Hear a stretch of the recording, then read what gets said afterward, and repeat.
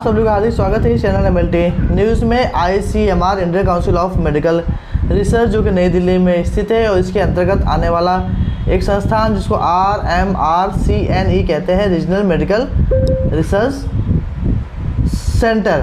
आप हिंदी में भी देखेंगे कि आईसीएमआर क्षेत्रीय आयुर्विज्ञान अनुसंधान केंद्र, स्वास्थ्य अनुसंधान विभाग, स्वास्थ्य और परिवार कल्याण मंत्रालय, भारत सरकार। इसके द्वारा जो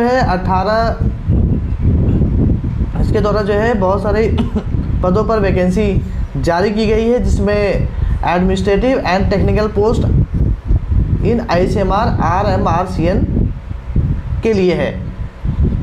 वेबसाइट लिंक ओपनिंग डेट जो होगी वो 25/7/2025 से स्टार्ट होगी और लास्ट डेट जो है 14/8/2025 होगा। Opening date for availability of admit cards for downloading from ICMR RMRCNE website जो कि 8/9/2025 होगी। तो 25/7 से स्टार्ट होगा अर्थात हो चुका होगा और 14/8 लास्ट डेट है। अब चलते हैं कि कौन कौन सी वैकेंसी है।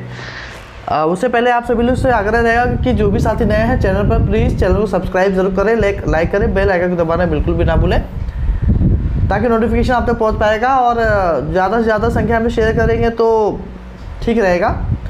और डिस्क्रिप्शन में नीचे कुछ बुक्स का लिंक दिया गया है, उन बुक्स को परचेस कीजिए जिससे आप अपनी तैयारी कर पाएंगे। तो 1 बाय 1 चलते हैं। लोअर डिविजनल क्लर्क जो ग्रुप C की पोस्ट है, 3 पोस्ट है जिसमें 2 जनरल का और 1 OBC का है। 12th क्लास और equivalent qualification from recognised board, तो ये UDC का पोस्ट है। उसके बाद जो है LDC का पोस्ट होगा ये, हाँ, लोअर डिविजनल क्लर्क जिसको कहते हैं। अपर डिविजनल क्लर्क जो UDC होता है, ग्रुप C का पोस्ट है, 1 पोस्ट है। डिग्री चाहिए और टाइपिंग स्पीड और ये सब चाहिए होता है। आप लोगों से संबंधित टेक्नीशियन का पोस्ट है, 1 टेक्नीशियन 1 जिसको दिया गया है, ग्रुप C का पोस्ट है। लेवल 7, लेवल 2 है जो हम बात करते हैं, लेवल 2। अब पता नहीं कितने लोगों को ये लेवल के बारे में समझ में आता होगा। सभी वीडियो तो देख लेते हैं लेकिन कोई क्वेश्चन नहीं करता, इसका मतलब कि या तो उनको जानकारी है या जानना नहीं चाहते हैं।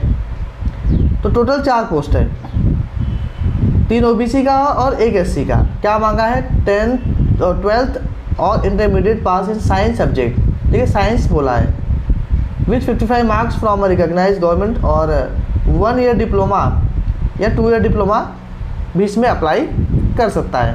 तो जो जिन्होंने BO के, अच्छा खासतौर से जो BO के MLT के कैंडिडेट्स हैं, स्टूडेंट्स हैं, वो लोग कर सकते हैं क्योंकि इसमें डिप्लोमा मांगा है तो उनको जो सेकेंडरी में डिप्लोमा मिलता है, तो BO के MLT के कैंडिडेट जो है इसको अप्लाई कर सकते हैं, मतलब डिप्लोमा की बेसिस पे, डिग्री की बेसिस पे नहीं।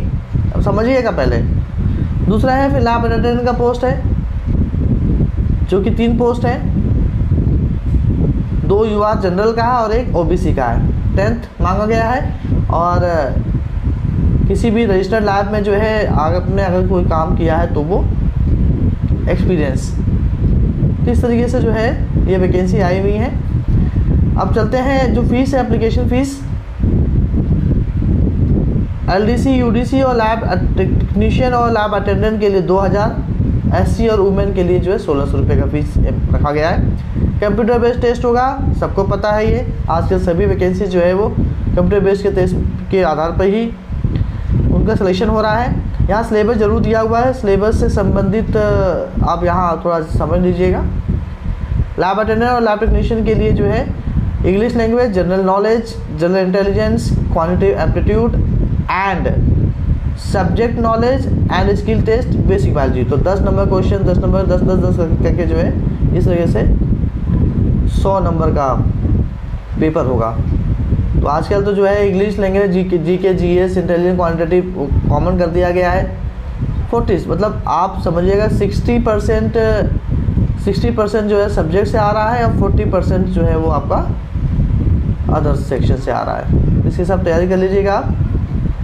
रिलैक्सेशन एज के हिसाब से, रिजर्वेशन के हिसाब से दिया गया है। यहाँ पे सिलेबस भी दिया गया है, इंग्लिश का, GK, GS का और क्वांटिटेटिव एप्टीट्यूड का भी दिया गया है।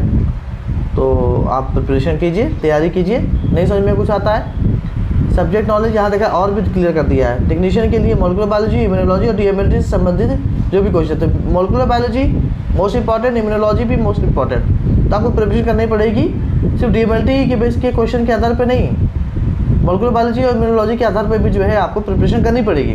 चलिए, बहुत बहुत धन्यवाद।